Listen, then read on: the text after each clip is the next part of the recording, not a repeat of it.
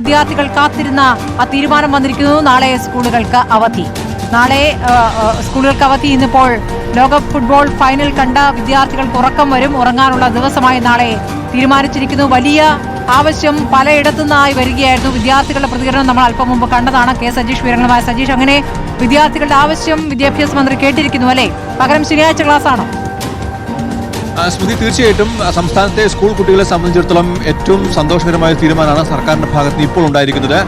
ലോകകപ്പ് ഫുട്ബോൾ പ്രമാണിച്ച് ഫൈനൽ പ്രമാണിച്ച് നാളെ സ്കൂളുകൾക്ക് അവധി നൽകാൻ ഏറ്റവും ഒടുവിലായി ഇപ്പോൾ സർക്കാർ തീരുമാനമെടുത്തിരിക്കുകയാണ്. വിവിധ സ്ഥലങ്ങളിൽ നിന്നായിട്ട് ഒട്ടേറെ സമ്മർദ്ദങ്ങൾ സംസ്ഥാനത്തെ ഭാഗത്തുണ്ടായിരുന്നു.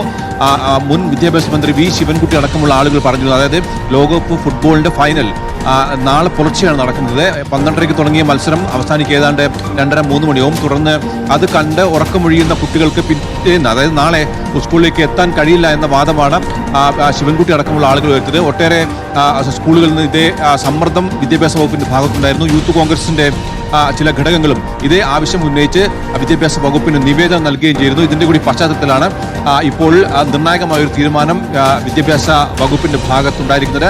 എല്ലാ വിദ്യാഭ്യാസ സ്ഥാപനങ്ങൾക്കും നാളെ അവധിയായിരിക്കും. സംസ്ഥാനത്തെ സ്കൂൾ കുട്ടികളെ സംബന്ധിച്ചിടത്തോളം ഏറ്റവും സന്തോഷം നൽകുന്ന ഒരു കാര്യമാണ്. നമുക്കറിയാം, ഇത്തവണത്തെ ലോകകപ്പ് ഫുട്ബോൾ അങ്ങേയറ്റം ആവേശത്തോടുകൂടിയാണ് സംസ്ഥാനത്തെ സ്കൂൾ കുട്ടികളടക്കമുള്ള ആരാധകർ ഏറ്റെടുത്തത്. അതുകൊണ്ട് തന്നെ ഭൂരിഭാഗം കുട്ടികളും ഈ കളി കാണുമെന്ന് ഉറപ്പായിരുന്നു. അവർക്ക് ഒരു ബുദ്ധിമുട്ട് ഉണ്ടാകുമെന്ന് ചൂണ്ടിക്കാണിച്ചുകൊണ്ടായിരുന്നു അവധി നൽകാനുള്ള ആവശ്യം പല കോണുകളിൽ നിന്ന് ഉയർന്നത്. ആ ആവശ്യം ഇപ്പോൾ ന്യായമാണെന്ന് കണ്ടെത്തിയാണ് വിദ്യാഭ്യാസ വകുപ്പ് ഈ തീരുമാനം എടുത്തിരിക്കുന്നത്.